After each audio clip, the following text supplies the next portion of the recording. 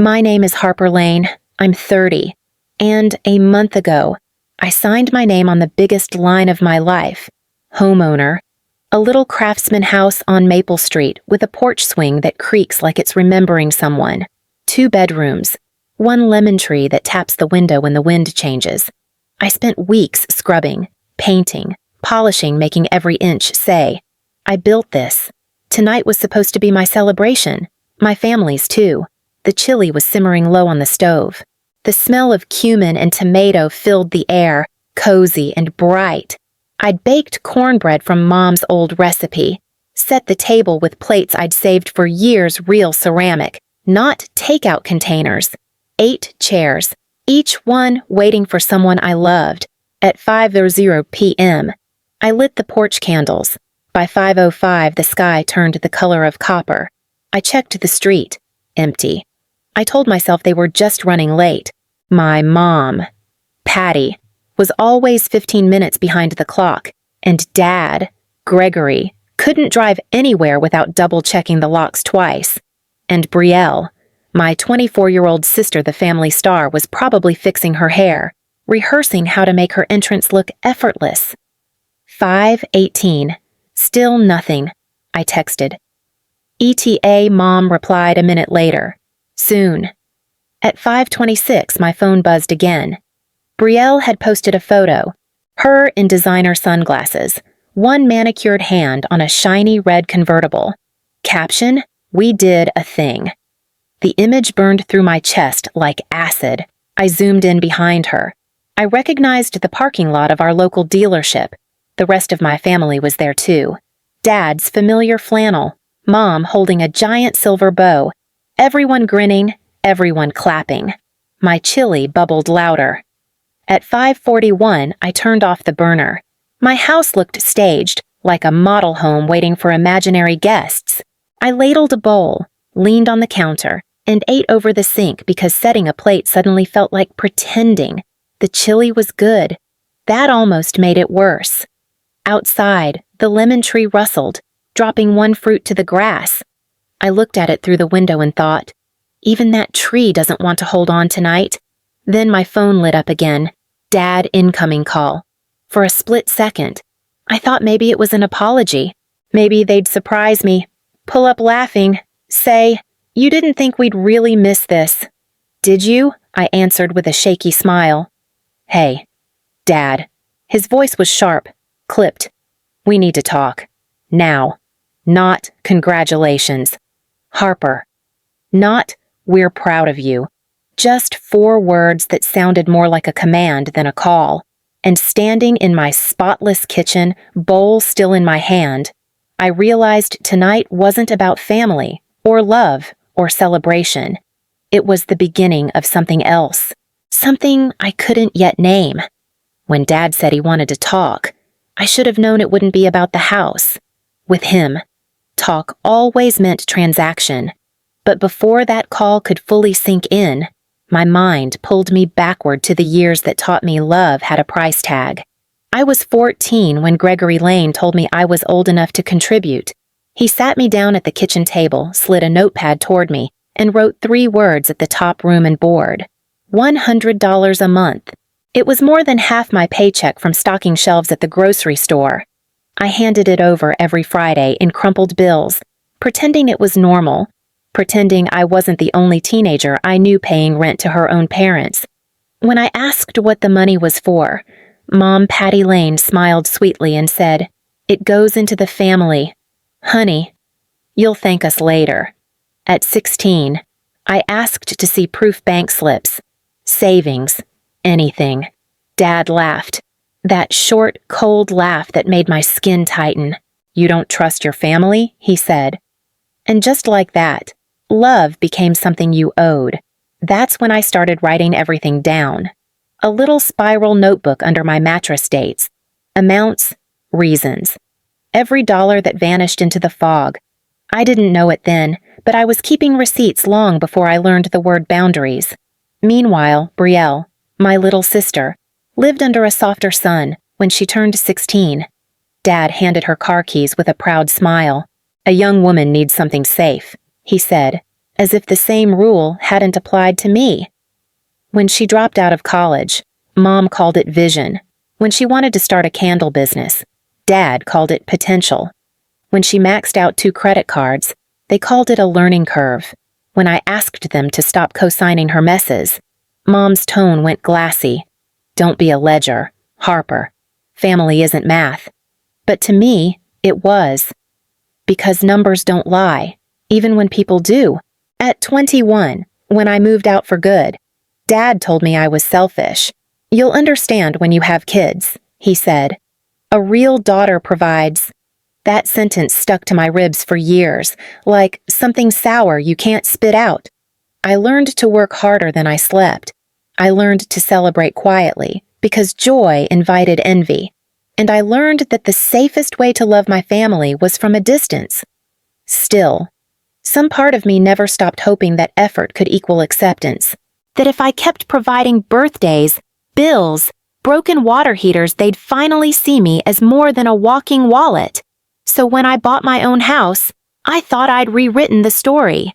I thought the deed in my name meant I'd finally earned peace. But looking back now, I see it for what it was, the calm before collection day.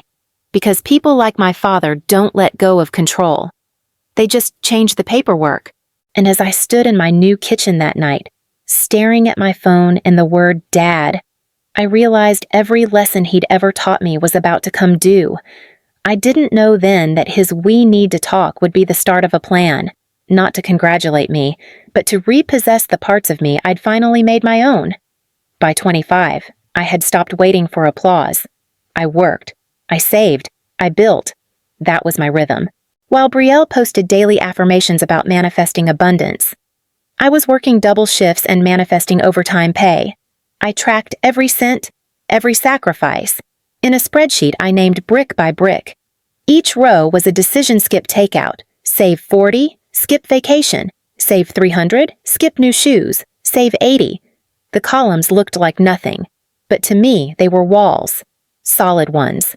When coworkers asked what I was saving for, I said, space. They thought I meant square footage. I meant breathing room. 4 years later, the title officer slid a folder across a desk and called me homeowner. I signed my name 15 times and felt something loosen in my chest. It was the first time my name meant possession, not debt. The house wasn't perfect. The paint flaked near the gutters. The hallway floor squeaked, and one blue tile above the fireplace sat crooked like a winking secret. But the lemon tree in the backyard swayed in the evening light as if it were welcoming me home. I bought cheap cider and paper cups, because perfection didn't matter, belonging did. I took a photo beside the sold sign, holding my keys high, hair messy from the wind. For the first time, I saw myself smiling without strain. When I told my family, their smiles bent. Dad said, "You'll want to add a garage. I could finally store my saw." Mom said, "Make sure you have a guest room for Brielle." Brielle grinned. "Your kitchen has amazing light. I could film there sometimes." The words sounded harmless, but something in my chest tightened. Still, I told myself this time would be different. A new house.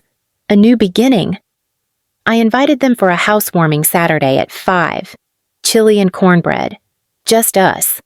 All week I scrubbed, painted, polished. The house smelled like lemons and new paint. I bought 8 matching bowls, folding chairs, citronella candles. I even chilled 1 root beer for Dad. He liked to pretend he was still young enough for nostalgia. On the morning of the party, the sky was bright and steady, like it had promised me nothing could go wrong. I woke early, opened every window, let the light pour in. I didn't know it then, but that morning was the highest point of peace I'd ever reach in that house. Every scent, every sound, the simmering chili, the hum of the fridge, the swing creaking on the porch would replay later like a memory of innocence. Because while I was setting the table, believing this was the start of something whole, my family was planning something else entirely. The word homeowner had made me feel safe, unshakable. But in my family, anything solid eventually became a claim. And that night, They would come to collect. By late afternoon, the house smelled like warmth and hope. Chili simmered on the stove, cornbread cooling beside the window. The folding chairs were lined in a perfect half circle facing the fireplace, each with a small tag bearing a name: Dad, Mom, Brielle. Even though they'd seen me as a provider more than a daughter, I wanted tonight to feel like family again. At 4:55, I checked the porch. The sky had turned a soft copper, clouds sliding past like slow thoughts. I brushed invisible dust off the counter, adjusted the napkins, and lit the porch candles. By 5:02, I was pacing the living room, listening for the sound of tires on gravel. Nothing. At 5:10, I texted the group chat dinner's ready. Drive safe. 1 check mark. 2, then silence. By 5:18, I told myself they were just late, that maybe they'd stopped for dessert, that they'd walk in laughing with plastic grocery bags and half apologies. The chili bubbled like it believed me. At 5:26, my phone buzzed. A photo, Brielle, in oversized sunglasses, one hand on a shiny red convertible. Her caption read, "We did a thing." The dealership's banner flapped behind her, and behind that, my parents, Mom, holding a giant silver bow, Dad, clapping, grinning, all three together, their faces lit by showroom lights. My chest tightened as if someone had reached in and twisted. The chili hissed as it boiled too long, tiny splashes staining the stovetop. I turned off the burner, grabbed a towel, wiped and wiped, as if clean counters could fix whatever cracked inside me. At 5:41, I turned on the living room lights. The house looked perfect, almost staged, like a photo in a realtor's brochure. Everything ready? Everyone missing? I sat at the counter and ate a bowl of chili over the sink. The first bite burned my tongue. I didn't care. The silence around me pulsed loud, steady, heavy. I looked at the empty chairs and felt ridiculous for naming them. Outside. The lemon tree rustled. One fruit dropped to the grass with a dull thud. I stared at it through the window. Something about the sound made the moment final. I washed my bowl slowly, set it upside down on the rack, and told myself I wouldn't cry. I'd spent too many years watering people who never grew. Then my phone lit up again. Dad, incoming call. For a second, I thought it might be an apology, or at least a pretense of one. Maybe they'd surprise me, show up late with champagne and laughter. I answered, my voice hopeful despite everything. Hey, Dad. His tone was sharp, businesslike. We need to talk. Now, no warmth, no pride. Just the voice of a man ready to audit his daughter's happiness. And standing there in my spotless kitchen, surrounded by food that would never be eaten. I realized the party wasn't canceled. It had simply changed venues from my table to their agenda. The call ended with 4 words. We're on our way. No explanation, no apology, just a statement that made my stomach knot. I stood frozen in the kitchen, still holding my phone, surrounded by a silence that felt staged. The chili pot cooled. The candles flickered low, and the porch swing outside groaned as the wind shifted. Then headlights cut through the window. One set, then another. My father's truck in front, my mother's SUV right behind, and finally Brielle's red convertible sliding into the driveway like it owned the place. For a moment, I almost laughed. It looked like a convoy, my family arriving not as guests, but as conquerors. Through the peephole, I saw them rehearsing their expressions. Mom, Patty, smoothing her hair and practicing a half smile. Dad, Gregory, clutching a clipboard like a general holding orders. Brielle, checking her reflection in the visor mirror, phone already in hand. I opened the door before they could knock. Hey, I said flatly. Mom air-kissed the air near my cheek. We'll bless the house after, she said. After what no one answered. Dad brushed past me without invitation, his boots leaving faint mud prints on the floor I'd just mopped. Brielle followed, her phone angled high. Guys, my sister's new house, so cute. She chirped to her camera, spinning a slow pan across my living room. Shoes off. Please, I murmured, but no one heard me. Dad set his clipboard on the counter. Let's get down to it. To what I asked. Even though part of me already knew. He flipped a page. Printouts, headings, bullet points. His eyes lit like someone presenting a business plan. First, he said, since your sister's car insurance is predatory, we'll move her registration to your address. Temporary, of course. You've got the stability she needs. No, I said. He blinked. Excuse me, no registration at my address unless the person lives here. Mom's voice turned syrupy. She'll be here all the time. You know how close you two used to be. Brielle leaned against the counter, pouting. It's not a big deal, victimless, just paperwork. It's about my name. I said, my address, my liability, not paperwork. Dad exhaled, like humoring a stubborn child. You're being rigid. Fine. Next item. He flipped another page. We need to get your father on the deed, for estate reasons. So things are clean if God forbid anything happens to you. You mean so you own part of my house? His mouth thinned. It's a simple protection clause. Family assets should stay in family hands. I already protected myself. I said. My will's in my desk drawer. 2 witnesses signed it. No one's going on my deed. Mom's smile sharpened. We're protecting you. Harper, you don't understand how the world works. I understand perfectly. I said. Dad flipped again, relentless. Then, at least pull some cash out. Refinance. Small equity line. $80,000. We'll help manage it. I swallowed hard. Manage it for who? For Brielle, Mom said softly. She needs a down payment for her storefront. And there it was, the reason they'd skipped my housewarming, the purpose behind their late-night convoy. They hadn't come to celebrate me. They'd come to leverage me.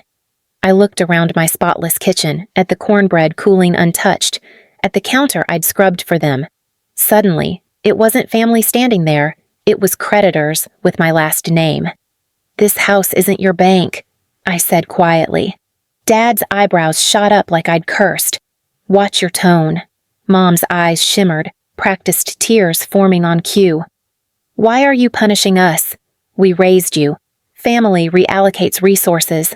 Your sister's launching. You're steady, you carry more than she will someday carry you. I just settled here. I said, this house is my foundation. I won't let you dig it out. Brielle crossed her arms. You don't even use both bedrooms. I could move in, help with content, pay you a little. How much I asked. She blinked. What? How much rent would you pay? Brielle Dad slapped the clipboard. Enough. Here's what's going to happen. We'll fix the deed, refi the loan, register the car, and you'll host Thanksgiving. You have the space. No, I said again, calm, steady. Each syllable a lock clicking shut. Dad leaned forward, voice low. You don't slam doors on blood. I'm not slamming, I said. I'm locking what I paid for. The silence that followed felt heavy, dense with disbelief. Mom whispered. You've changed. I've grown, I said. They stared at me like I'd committed a crime. Brielle's eyes filled with tears. Not real ones, the kind that gleam for effect. You're lucky. Harper, some of us actually need help. I needed help too, I said. I just gave it to myself. Dad grabbed his clipboard, muttering, Don't come crying when you're alone, Mom added softly. Don't expect us to show up when you need something. I smiled then, tired but clear. You didn't show up tonight. I'll survive. They left without another word. Brielle revved her car so loud it rattled the window panes, the sound fading into the night like an aftershock. When the silence settled again, I leaned against the counter, heart hammering but steady. For the first time in my life, I'd said no and meant it. And for the first time, they couldn't take it back. The night they left, the air inside the house felt too still, like it was waiting to see what I'd do next. I stood by the counter where Dad's clipboard had been, its shape faintly outlined by dust and resentment. My reflection in the dark kitchen window looked unfamiliar, older, steadier, like someone who had just crossed an invisible line. Minutes later, my phone began to vibrate. Group chat, family. Mom, your behavior tonight was unacceptable. Dad, ungrateful. Brielle, my sister is sabotaging me with DMV lies. Then emojis laughing faces from her friends. A snake from someone I didn't even know. I muted the chat and set the phone face down. The house hummed around me, the refrigerator clicking softly, the porch swing creaking in the wind. It didn't sound lonely. It sounded alive. I walked room to room, locking each window, turning each key. Every metallic click felt like punctuation, like the house itself was agreeing enough. By midnight, the voicemails began. Mom's tone swung from scolding to pleading. If you love me, call me. Dad's text followed a link to a refinancing calculator captioned, Be reasonable. I didn't answer. Instead, I opened my spreadsheet, the one named Brick by Brick. I added a new line, Boundary zero cost, infinite value. The next morning, I called the dealership. Yes, I told them. Someone tried to use my address for registration. They confirmed it hadn't gone through. I thanked them and hung up. My pulse steady. I filed a flag at the county clerk's office, froze my credit, changed the alarm codes. For every emotional bruise, I built another layer of protection. The lemon tree outside dropped another fruit. I stepped onto the porch and picked it up, rolling it in my palm. Its skin was rough, imperfect, but the scent was bright, clean. Behind me, the house exhaled the pipes groaning, the floor settling, the sound of something finding balance again. They'd tried to turn my home into their leverage, but all they'd done was remind me who it belonged to, and standing there in the quiet morning light, I realized peace doesn't always come soft. Sometimes, it sounds like a door locking shut. A week later, the house no longer felt like a battleground. The air had shifted lighter somehow, like the walls had learned to breathe again. The bruises left by my family's visit had faded into quiet strength. I'd stopped checking my phone for messages that would never come in kindness. One night, Grandma Nora called. Her voice was thin but steady. "Are you eating?" she asked. "Yes," I said, smiling into the empty kitchen. "Good girl," she murmured. "Don't let your mother guilt you with your walls." That was her version of "I love you." I held the phone to my heart after the line went quiet. Sunday came. The house was clean again, but this time not spotless, just lived in.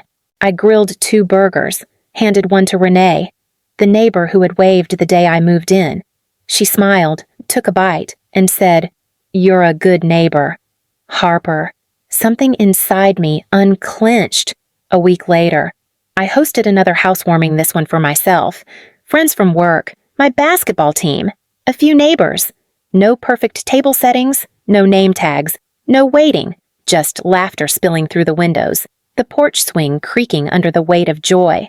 When someone said, "This place feels like you," I finally believed them.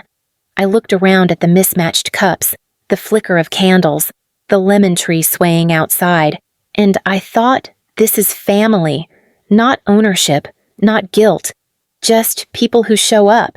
And as I locked the door that night, laughter still echoing inside, I realized freedom didn't sound lonely at all. It sounded exactly like this. It's been a month since that night. The messages have stopped, the silence has settled, and the house has learned the shape of peace. I still find traces of them, sometimes a tiny scuff on the counter where Dad's clipboard rested, a faint perfume from Mom's jacket in the hallway, but they don't sting anymore. They're just echoes, reminders of a chapter that finally closed. Most mornings, I drink coffee on the porch swing. The lemon tree hums softly in the breeze. I keep the first lemon that fell the night they didn't show its drying on the windowsill now. Small and wrinkled but whole. Like me. People think freedom is loud, a shout, a slammed door, a declaration. It's not. Freedom is steady breathing after years of holding it in. Sometimes I wonder if they ever realized what they lost. Then I stop wondering, because what I kept matters more. I kept the house. I kept the quiet. I kept myself. And that's enough.